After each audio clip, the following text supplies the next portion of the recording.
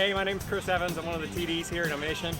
I've been animating for about 7 years, and I gotta say, I have never worked any place like this. With the bloodhound on his heels, my, the well run dry, and the crows in the cornfield.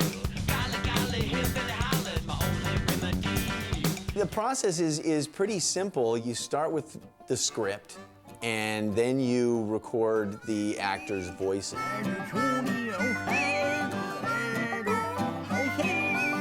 And then you start crafting with hand-drawn storyboards. You start crafting what it's going to look like. See? On time, just like I said. Right. That's the animator's guide to starting to build the physical performance. And in this movie, we had a lot of characters. There was probably over 200 characters designed. I would say, actually, that made it into the movie, there was about 165. Creating a character does start off with still 2D, still drawing and sketches. What the director has in his mind, he tries to tell the artist, and they'll put it on paper. And then it's the job of the modeler to take that and bring it into the computer world. And they'll usually they'll come up with model sheets, so they have different views, profile views of the character, like from the side or the front. So the modeler can then know what it looks like from different angles. And then they'll start modeling it in the computer, pulling points, trying to get to match up to the drawing.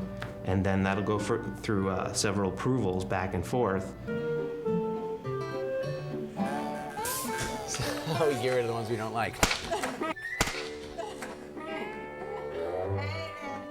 I think these are both great, and I don't think they need any more edits. I come in and I start getting my hands in there and trying to establish what they could look like. And I offer, usually, depending on the character, 2 to 3 options to the director.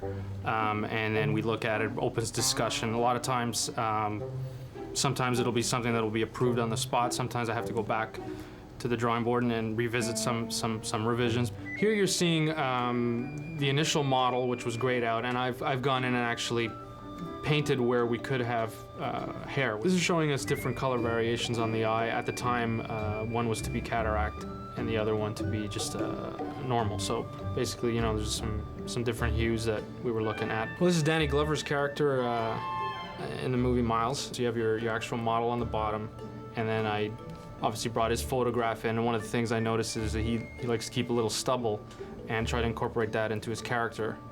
So that is there. Did try a gold tooth, which did not get approved. Well, we had 109 versions of Otis. And it wasn't frustrating for anybody by no means. We knew that was going to happen. Yes, Steve was very, very involved. All the main characters were like that, every single one of them. Cabbage Patch is a pretty important scene in the film, although short. I wanted to convey beauty and really elegant shots. So did a lot of research on the way of ground and skies and colors and what was going to really sell that. In the way of the junkyard, I actually pulled a lot of the crew and we went to several junkyards, which was very interesting. A lot of great things came out of it. And then it was a matter of just starting to create, trying to come up with a style that we felt hadn't been done in CG before.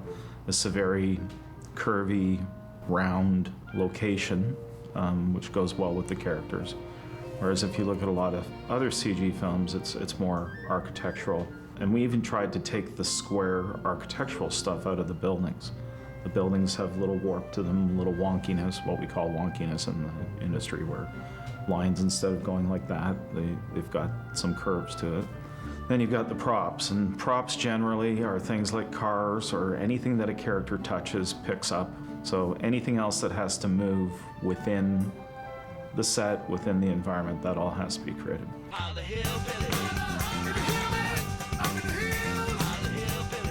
The basic role of the animation supervisor on a 3D film is to work with the animators in a given sequence and to sort of capture the performance that the director wants on a scene-per-scene basis. It would probably be more dynamic if he ran Right toward yeah. camera. He could leap right out, woo, right off the. You just see him trying to. We just see him leap out. To begin the sequence, we'll sit down with sequence first, and we'll go through it and decide which animators would be best for what shot. We'll cast them based on their talents. And so you go through that, then you get your animators together, go through it with Steve. He'll tell you what he's looking for. More specifically, he'll know, like for this one, he wanted Otis to really be like off balance. And so you'd show it to him, he'd be like, no, more. It's gonna be fun. It'll be funnier if he's more off balance. You know, so the animators will go back and put that in. One of the biggest challenges as an animator is to convey the proper feeling that the director wants. You know, if there's a scene, you know, where something happened to someone, you really need the character to, you need to convey to the audience that, you know, this is a sad moment, it's a touching moment. You want the audience to feel something. There's one scene where Daisy and Otis are lying down on these chaise lounge chairs. And it's just the subtlety of the eye blinks, the way he moves his eyebrows. Those are the ones that are so tough to do. But if they're believable, you forget you're looking at an animated cow. And I think there's a lot of that in this movie. Everybody across the land, gather around. Do the two-step when the sun goes down. Even telephone from the county seat. What? Two-step. The way the motion capture system works is we suit up the capture subject that we're going to be capturing with a Lycra suit, and we attach to that these hyper-reflective markers. The way these work are much the same way as street signs or the reflective material you get in some sports clothes. The cameras have got little red circles around them which shine out light, which these markers reflect back.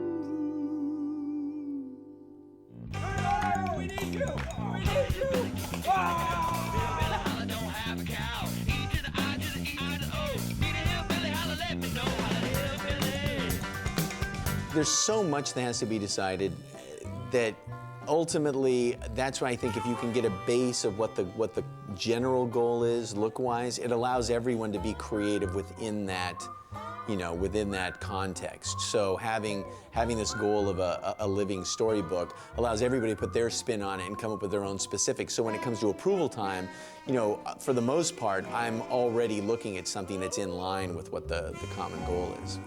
Here we go. We're going to the other building because one large building is not enough to house the talent that we have on this picture. Quick game of fake foos every day. Well, well, well, look what we have here. Don't do it.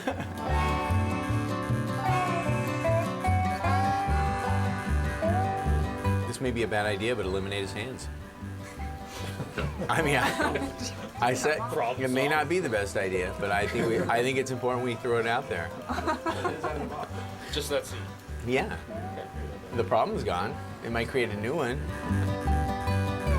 Interacting with Steve-O is definitely a fun time. It's you know, he's a great piece of reference in terms of just performance and things like that. He has I mean, he's a funny guy, so we have and this is a funny film, so several of the scenes and things like that, if he wanted to say, oh, this is exactly how Freddy should do this weird thing, he'll just get up and do it. And after, you know, several minutes of laughter and whatnot, you sort of get back to, okay, so this is how he should behave here, or whatever. But yeah, it's definitely a good time because, you know, he keeps it entertaining as well as work. I like to tip the crew. Whenever somebody does a really good shot, it's like. The technology's gotten to a point where it's a lot better for an artist. It's a lot easier for an artist because you're a lot earlier on, you're always fighting the technology, which takes away some of your creative juices. You're always getting frustrated by technology and not being able to put out there what you want to based upon the limitations of that technology. Now it's to a point where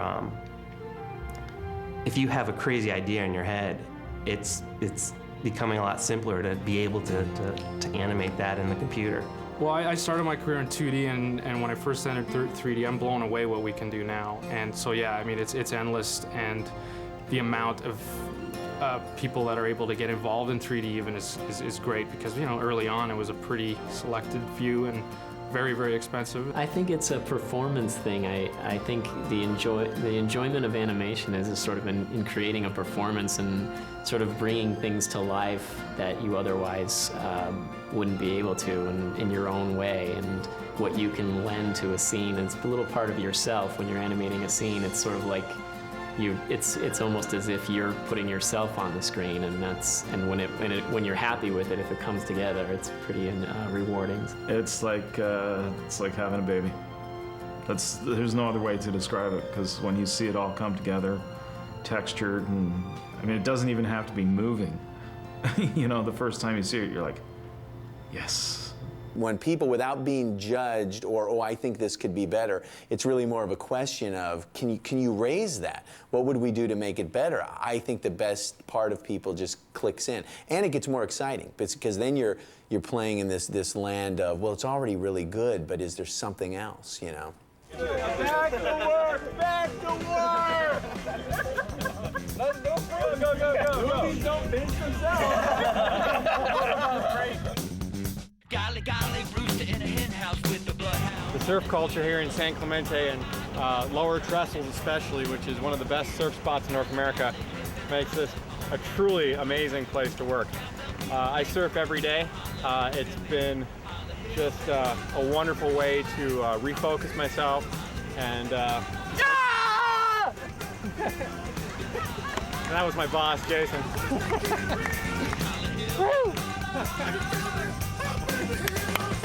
Anyway, it's a blast, and my coworkers are great too. Hillbilly, can you feel me now? Hillbilly holler, don't have a cow.